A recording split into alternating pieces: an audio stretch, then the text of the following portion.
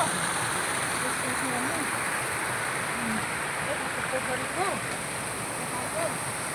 ढोरपाटनको scene चाहिँ देखाइदिनु यो पानी त डाइरेक्ट खाना हुन्छ गर्लानला पनि आफूले पनि त्यस्तो गर्दैन के केही लाग्छ पछाडि यहाँ त लाइटमा हाल्दैन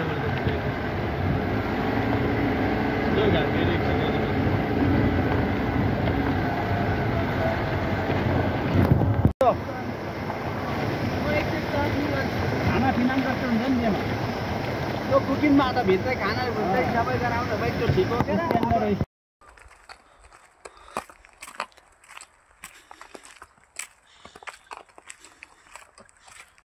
यो चाहिँ ढोरबराई मन्दिरको कम्पाउन्ड हो। यहाँ तल पानी जमिरहेको छ, यसलाई उत्तर गङ्गा भन्छ र यहाँ ढोरबराई मन्दिर छ भने यो होल ढोरपाटनको फेस देखिन्छ भने यो धेरै ठुलो छ। यहाँको गाउँहरू, कर्न फरेस्टहरू, माथि हिमाल चुचुरोहरू अहिले हिउँ सुकेको अवस्था छ जलवायु परिवर्तनले गर्दा।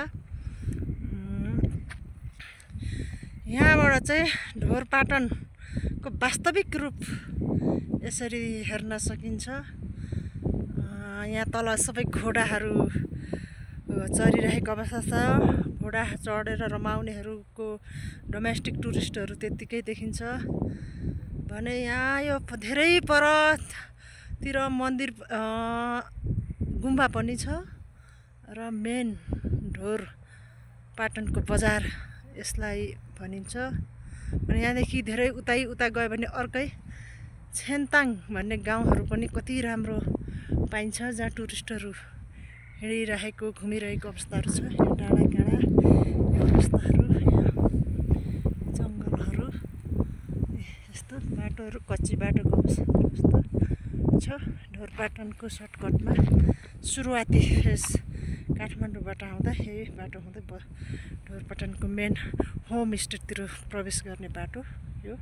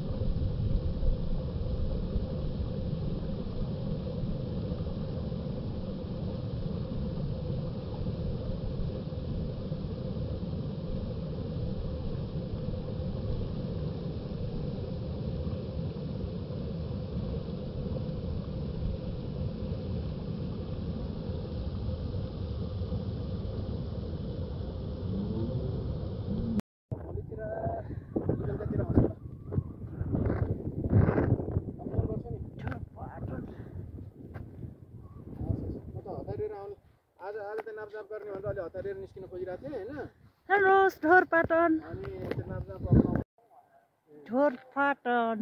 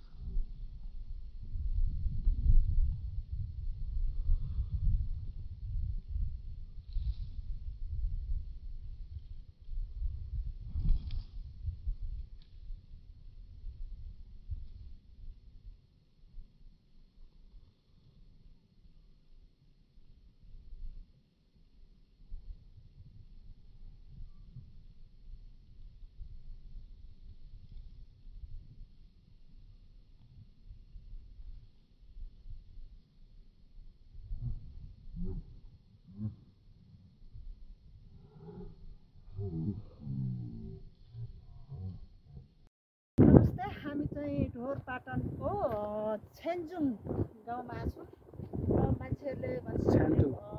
के अरे छेन्जुङ मान्छेहरूले भन्थ्यो स्विजरल्यान्ड घुम्न जानुपर्छ स्विजरल्यान्ड घुम्न जानुपर्छ तर हेर्नुहोस् न यो नेपालको त्यो स्विजरल्यान्डभन्दा कमी छैन अझ स्विजरल्यान्डभन्दा धेरै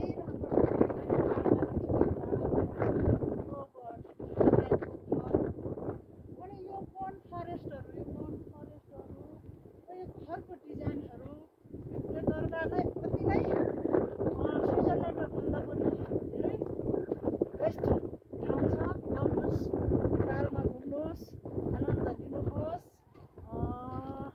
यो टिपिकल टाइपको घरहरूको आनन्द लिनुहोस् यो घरहरू हेर्नुहोस् त यो घरहरू कति राम्रो छ यो घरहरू यो स्विजरल्यान्डमा छ्यान्टुङ भन्ने गाउँ यहाँ प्रत्येक घरमा चाहिँ होमस्टे छ यहाँ बस्नलाई एकदमै राम्रो एकदमै अब हिउँ पर्ने सिजनमा यो माथि डाँडाहरूमा हिउँ पर्ने यो कर्न फरेस्ट देखाउनुहोस् त कर्न फरेस्ट यो कर्न फरेस्टहरू कति राम्रो छ यहाँको हावापानी एकदमै राम्रो उता देख्दा त साँच्चै नै स्विजरल्यान्ड जस्तै छ पुरै र यता पनि